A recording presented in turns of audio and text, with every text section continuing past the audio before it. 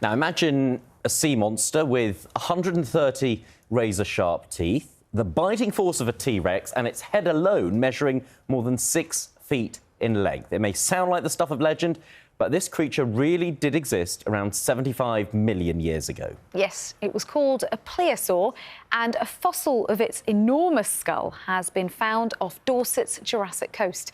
Our science editor, Rebecca Morell, went for an exclusive look. OK. Oh, wow. There you go. It's huge. Unveiling a Jurassic sea monster. This is the 2-metre-long skull of a Pliosaur, one of the most fearsome predators the planet has ever seen. So it's got big teeth, excellent for stabbing and killing its prey. It doesn't chew its food, it just breaks into bits and digests. Throws it back to get in there. And digests the bone and everything. Steve Etches led the efforts to unearth and prepare this ancient aquatic beast. So what makes this unique is it's complete. So the lower jaws and the upper skull are meshed together as it would be in life. To find that, I think worldwide, there's hardly any specimens ever found to that level of detail. And if they are, a lot of the bits are missing. Whereas this, although it's slightly distorted, it's got every bone present. It's one of the best fossils I've ever worked on. I'll never probably work on another one. The snout was discovered by a fossil enthusiast on a beach near Kimmeridge Bay in Dorset. I just found something quite extraordinary. It's the jaw of a massive Pliosaur. It's enormous. It must have just come out of a cliff up there somewhere. Over the course of weeks, the rest was excavated. A perilous process, with Steve and the team dangling off ropes halfway down a fast-eroding cliff face. It was all followed by a BBC documentary team and Sir David Attenborough. In these waters, underneath my feet, lurked the ultimate marine predator, the Pliosaur.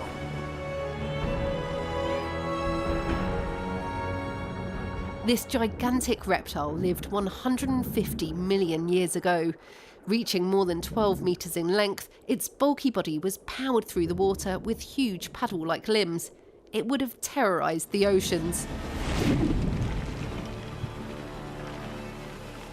So what we're looking at here is a surface scan of the skull of the Pliosaur. Scientists have scanned the fossil to try and learn more about its bite with its 130 razor-sharp teeth.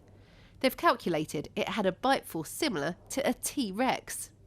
I think what we're looking at here is the top predator in the environment. You know, this animal had a huge bite. It would have been able to eat pretty much everything else that was around in the water at that time, including some other very large animals as well, other pliosaurs and plesiosaurs, ichthyosaurs, other marine crocodilians as well too, would all be potential prey items for this animal. The dark clay of Dorset's Kimmeridge Bay is rich in fossils. Why is that? 150 million years ago, this whole area would have been a tropical ocean. And the cliffs behind me were the mud on the sea floor, where the bodies of prehistoric sea creatures were buried. And there they remained, hidden away for millions of years.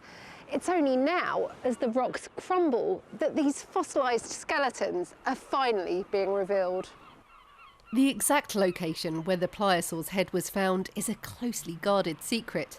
The team believes the rest of the skeleton is still embedded in the cliffs.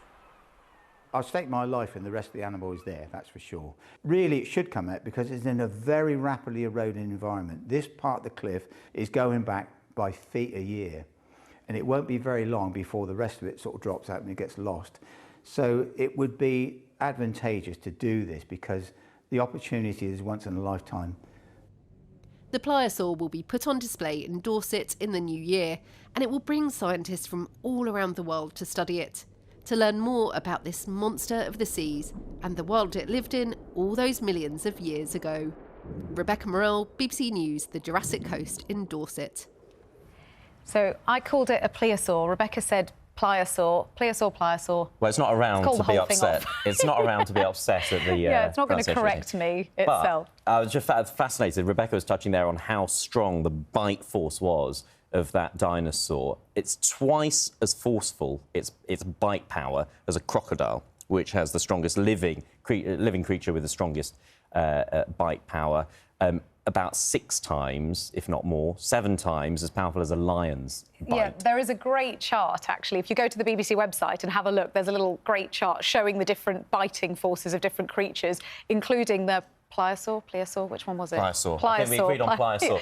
OK, we'll go with Pliosaur. If you've got an appetite for some of the gory detail, what kinds of things the Pliosaur would have eaten and how it would have eaten them. But we'll spare you that right now in case you're It's a bit early for that, but incredible graphics, though. It was something out of Jurassic Park, the franchise, wasn't it? Amazing graphics that we saw. You can see more on that extraordinary story in Attenborough and the Giant Sea Monster. It's on BBC One and iPlayer at 8 p.m. on New Year's Day. Yeah, an additional national treasure thrown in there as well with Sir David Attenborough.